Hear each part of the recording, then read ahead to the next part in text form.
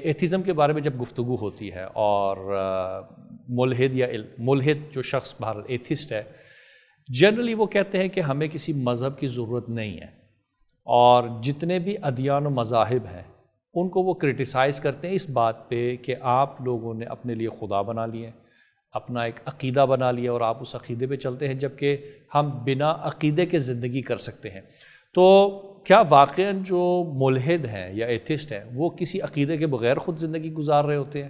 ان کا کوئی مذہب نہیں ہے؟ دیکھیں، اس میں دو پہلو ہیں جو بڑی اہمیت کے حامل ہیں۔ پہلی تو بات یہ ہے کہ ایک مذہب کا مدعی جو ہوتا ہے، دعوے دار جو ہوتا ہے،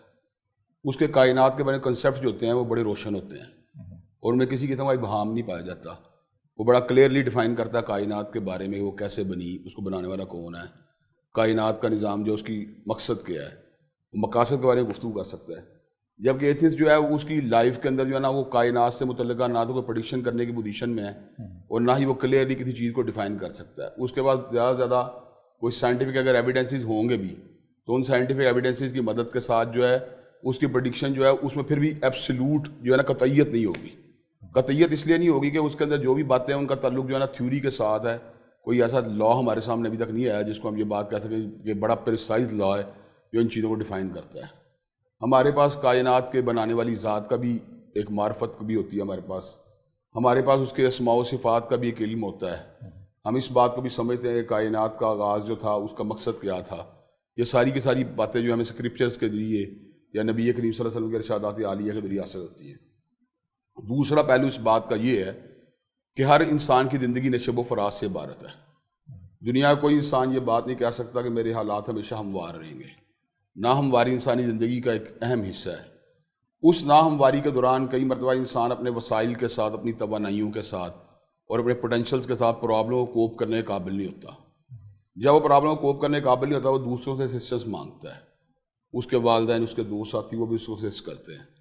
لیکن کئی مرتبہ ایسا بھی ہوتا ہے کہ وہ پرابلم جو ہوتی ہے ان کی اسسٹنس کے ساتھ بھی ریزالو نہیں ہوتی،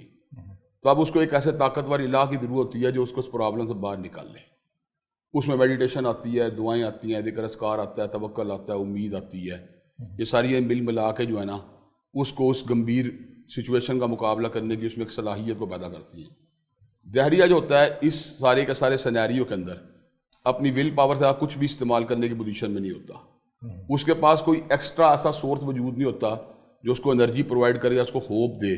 جس کے ذریعے وہ اس ناہموار سچویشن سے باہر نکلنے کی پوزیشن میں آ سکے۔ ایک بلیور کی پوزیشن یا اور سچویشن یا اور سرکمسٹانسز کے اندر بہت بہتر ہوتی ہے ایک دہریے کے مقابلے میں۔ یہی وجہ ہے کہ ہم اس بات کا مشاہدہ کر سکتے ہیں کہ دنیا میں عملی کمزوریاں یا کہ پورا پریکٹسنگ ہونے کی جو ہے نا، تو آپ سمجھ سکتے ہیں کہ اس میں کوئی کمی بیشی تو نظر آ جائے گی، لیکن دنیا کے اندر ایک اوور ویلمنگ میجورٹی ہمیشہ جو ہے نا بلیور رہی ہے، چاہے ان کا تعلق مذہب اسلام سے ہو یا مسیحیت کے ساتھ ہو یا یہودیت کے ساتھ ہو۔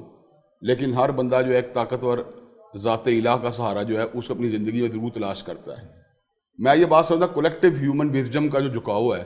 وہ اللہ کی وحدانیت کی طرف یا اللہ تبارک و تعالیٰ کے وجود باری تعالیٰ کی طرف جو ہے نا اس کا جھکاؤ یا فوکس ایک وجود ہے۔ اور بڑے بڑے ذہین لوگ جن کا تعلق فقط دینیات کے ساتھ نہیں ہوتا بلکہ ان کا تعلق دیگر پروفیشنز کے ساتھ بھی ہوتا ہے، میڈیسن کے ساتھ، انجینئرنگ کے ساتھ، ٹریڈنگ کے ساتھ اور کسی دوسرے پروفیشن کے ساتھ، وہ بھی اس بات کو ضروری خیال کرتے ہیں کہ وہ اللہ تبارک و تعالیٰ کی ذات کے ساتھ جو ہے نا ایک اپنا جڑاؤ یا تعلق استوار کریں۔ اس تعلق کے اندر میں سمجھتا ہوں کسی حد تک ایک ضرورت یا سیلفشنس بھی ہم سمجھتے پائی جاتی ہے کہ ہم کئی مرتبہ اللہ تبارک و تعالیٰ کی ذات کے لیے تو وہ کچھ نہیں کرتے جو ہمارا کرنے کا حق ہے، لیکن اپنی ذات سے ہمیشہ جو ہے ہم اس سے کچھ نہ کچھ لینے کی جو ہے نا کوشش کے اندر جو ہے نا مصروف رہتے ہیں۔ تو یہ ایک ایسی چیز ہے جس سے کوئی انسان جو ہے نا وہ اس سے جو ہے نا بے نیاد ہونے کی پوزیشن میں نہیں ہے۔ دہریہ کسی بڑی سٹرائک کا یا بڑی چوٹ کا مقابلہ یا بڑے دکھ کا مقابلہ ایک بلیور کی طرح نہیں کر سکتا۔ اس کی ہوتی ہے کہ انسان کے ریفلیکسز یا انسان کی جو مینٹل پوٹینشلز ہیں وہ باہر لمیٹڈ ہیں، لیکن جب اللہ تبارک و تعالیٰ کی ذات یا ایک الہ کا تصور انسان کے ذہن میں ابھرتا ہے تو اس کے اندر اس سچویشن کا فائٹ کرنے کے لیے اس کی جو ہے نا انرجی وہ بہت زیادہ بڑھ جاتی ہے، اور کئی مرتبہ یوں بھی محسوس ہوتا ہے اپنے معاملات کو اللہ کے سپرد کر کے اپنے اوپر یہ برڈن جو ہے نا اس کو اتار دیتا ہے۔ تو تحلیق کائنات کے بارے میں، مقصد کائنات کے بارے میں جہاں پر ایک بلیور کنسیپٹ جو ہوتے ہیں بڑے کلیئر ہوتے ہیں، وہیں پر زندگی کے ناہموار سچویشن کے دوران بھی وہ اس سچویشن سے مقابلہ کرنے کے لیے بڑی بہتر پوزیشن میں ہوتا ہے۔ اور تیسری بات یہ کہ ایتھیکل فریم ورک کی جب ہم بات کرتے ہیں تو ایک بلیور کا جو ایتھیکل فریم ورک جو ہوتا ہے یا ایتھیکل کنسیپٹس ہوتے ہیں ان میں بڑی کلیئرٹی پائی جاتی ہے کہ یہ چیز اخلاقی ہے، یہ چیز غیر اخلاقی ہے. جبکہ اس کے مد مقابل ایک ایتھیسٹ جو ہوتا ہے وہ کئی مرتبہ اخلاقیات کی بات تو کرتا ہے، لیکن وہ ہر ایتھیسٹ کی بات جو ہوتی ہے اس کے اندر دوسرے کے بارے میں ایک جو ہے نا ایک فرق کنسیپٹ نظر آتا ہے، جس کا تعلق اس کے ماحول کے ساتھ بھی ہوتا ہے، اس کے مشاہدے کے ساتھ بھی ہوتا ہے، اس کے پاسٹ ایکسپیرینسز کے ساتھ بھی ہوتا ہے. تو ایک اسٹینڈرڈ اخلاقی ویلیوز جو ہے معاشرے کو ڈیلیور کرنے سے قاصر ہوتا ہے ایک بلیور کے مقابلے میں. جبکہ بلیور کے پاس چونکہ اسکرپچرز ہوتے ہیں، اس کے پاس چونکہ ایک الہامی تعلیمات ہوتی ہیں، تو اس کے بعد جو ہے اس کی پوری ایک جو مائنڈ سیٹ ہے ان چیزوں کے ذریعے چونکہ مارد وجود میں آتا ہے، اس لیے ایتھیکل فریم ورک کے بارے بڑا کلیئر ہوتا ہے اس بندے کے مقابلے میں جو نان بلیور ہے. صحیح ہے. اچھا، اب میرا بنیادی سوال یہ تھا کہ کیا جس طرح یہ ہمیں ایلیگیشن کرتے ہیں، یعنی یہ اعتراض کرتے ہیں کہ بھائی آپ لوگ نے ایک عقیدہ بنایا ہے اور ایک مذہب ہے، ایتھسٹ کا کوئی عقیدہ اور مذہب ہوتا ہے؟ یعنی کیا وہ واقعاً بنا عقیدے اور مذہب کے زندگی گزار رہا ہوتا ہے؟ دیکھیں، میں کوئی چھوٹی بات ہوں، دنیا میں ایسے ایتھیسٹ بھی موجود ہیں جو ریڈیکل ہوتے ہیں،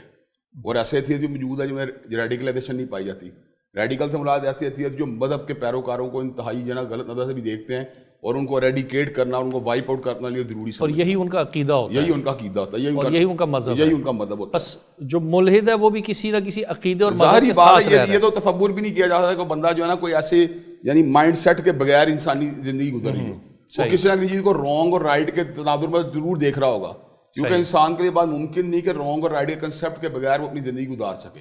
اگر رانگ اور رائٹ کے کنسیپٹ کے بغیر زندگی اگر انسان گزارنے کی پوزیشن میں آنے کی کوشش کرے گا تو وہ بالکل ایک حیوان بن جائے گا، جس کے اندر صرف ڈرائیوز کام کریں گی، اس کے ارادے کی یا اس کی چناؤ کی اہمیت ختم ہو جائے گی. اس کے وجہ کہ ارادے اور چناؤ کے اندر چیزیں آتی ہیں، ان کے اندر آپ کا پیچھے جو ہوتا ہے مائنڈ سیٹ ایک کردار ادا کرتا ہے. مثال کے طور پہ ایک بندہ ہے، وہ یہ بات چاہتا ہے کہ وہ کام کرے، لیکن جب اس کو وہ مذہب کی یا اخلاقی تعلیمات کی روشنی میں جج کرتا ہے یہ کام درست نہیں ہے تو اسے وہ پیچھے ہٹنے کی کوشش کرتا ہے. اس کے مد مقابل اور اس کے ذہن میں یہ بھی ہوتا ہے بلیور کے ذہن میں کہ میں اس کے بارے میں اکاؤنٹیبل ہوں اللہ تبارک و تعالیٰ کی ذات کے یہاں پر، جبکہ نان بلیور کے یہاں پر کوئی کنسیپٹ موجود ہے تاکہ کسی ذات باری تعالیٰ کے سامنے اکاؤنٹیبل ہو. تو ظاہری بات ہے اس کے بعد وہ اگر وہ عقیدے سے بالکل جدا ہو جائے اور یہ بات سمجھے کہ یا دنیا کے اندر بے حیائی بھی ٹھیک ہے، نکاح بھی ٹھیک ہے، زناکاری بھی ٹھیک ہے اور میرج بھی ٹھیک ہے، وہ یہ بات کہ حلال کھانا بھی ٹھیک ہے، حرام کھانا بھی ٹھیک ہے، تو اس کی پوزیشن بالکل ایک حیوان کی طرح ہو جائے گی. حیوان اور انسانوں میں یہی فرق ہے کہ حیوانی اور انسانی ارادے اور اعمال جو ہوتے ہیں ان کے اندر جو ہے نا باقاعدہ طور کے اوپر ایک یعنی کہ ارادے کی قوت بھی پائی جاتی ہے اور چناؤ کی قوت بھی پائی جاتی ہے. انسان کا فقط جو ہے نا اپنے لیے وہی چیزیں نہیں چنتا جو اس کو بہتر معلوم ہوتی ہیں، بلکہ وہ چیزیں بھی چنتا ہے جو اس کو بہتر لگتی ہیں اور بتائی جاتی ہے کہ یہ چیزیں واقعی بہتر ہے، تو وہ ان چیزوں کو چنتا ہے اور ان چیزوں سے اوائڈ کرتا ہے جو چیزیں اس کو اسکرپچر بتاتے ہیں یا پیغمبر زماں حضرت محمد کریم صلی اللہ علیہ وسلم کی سنت نبوی شریف سے اس کو یہ بات معلوم ہوتی ہے کہ چیز غلط ہے، تو پھر وہ اسے وڈرا کرنے کی کوشش کرتا ہے. آپ مجھے ایک بات بتلائیں، ایک بندہ جس کا کوئی آپ یہ کہ اس کا عقیدہ نہیں ہے، مثال دے رہا ہوں، ایک ایسا ہے جس کا کوئی عقیدہ نہیں ہے، تو آپ خود بتلائیں کہ اس کے اندر کیا وزڈم باقی رہ جائے گی، اس کی کیا چیز ہوگی جس کو ڈیلیور کرے گا اور وہ کیا چیز ہوگی جس کو کمیونیکیٹ کرے گا. تو وہ تو باقاعدہ طور پہ اپنے آپ کو بھی ڈیفائن کرنے کی پوزیشن میں رہے گا، کیونکہ انسان کے اندر رائٹ اور رانگ کو اگر اس کو ختم سے ختم کر دیا جائے یا اس کا اس چناؤ کو بالکل مٹا دیا جائے کہ کوئی چیز اچھی ہے یا کوئی چیز بری ہے، تو اس کے بعد انسان اور حیوان میں کیا فرق ہے؟ صحیح، بالکل ٹھیک. اور یقیناً کوئی فرق نہیں رہتا، کیونکہ ہو ہی نہیں سکتا کہ ایک انسان بنا عقیدے کے، اور یہاں پہ بھی ظاہر ہے جب ایک ایتھسٹ یا دہریہ کہتا ہے کہ بھائی میں لادین ہوں، تو یہ لادینیت اس کا مذہب ہے، لادین مذہب ہوتا ہے اور اس کا عقیدہ بن گیا، مذہبیت کے ساتھ کچھ نہ کچھ ایتھیکل فریم ورک اس نے ڈیزائن کیا ہوتا ہے، بالکل صحیح ڈیزائن کیا ہوتا ہے، یا اس سے پیچھے انہیرٹ کیا ہوتا ہے یا اس کو اس نے خود ڈیزائن کیا ہوتا ہے. صحیح ہے. اگر اس نے پچھلے کسی دہریے سے انہیرٹ کیا ہوتا ہے تو اس کو اس نے ریفائن کیا ہوتا ہے یا اس کو فالو کر رہا ہوتا ہے. تو دونوں صورتوں کے اندر ہی اس کا کوئی نہ کوئی ایسا مائنڈ سیٹ ضرور ہوتا ہے جس کی بنیاد پہ وہ یہ بات کہتا ہے یار یہ دنیا میں فلاں مقام پہ ظلم ہو رہا ہے یا فلاں مقام کے اوپر جو ہے نا انصاف ہو رہا ہے، دنیا فلاں مقام کے اوپر عدل ہو رہا ہے یا فلاں مقام کے اوپر ہیومن رائٹس کی وائلیشن ہو رہی ہے، فلاں مقام پہ جسٹس ہو رہی ہے یا فلاں مقام پہ انجسٹس ہو رہی ہے، فلاں مقام کے اوپر زیادتی ہو رہی ہے یا فلاں مقام کے اوپر انسان جو ہے دوسروں کا کام آ رہے ہیں. یہ چیز ڈیفائن کرنا کسی مائنڈ سیٹ کے بغیر یا کسی جو آپ کے جو ہے نا اخلاقی اصولوں کا یہ بات ممکن نہیں ہے.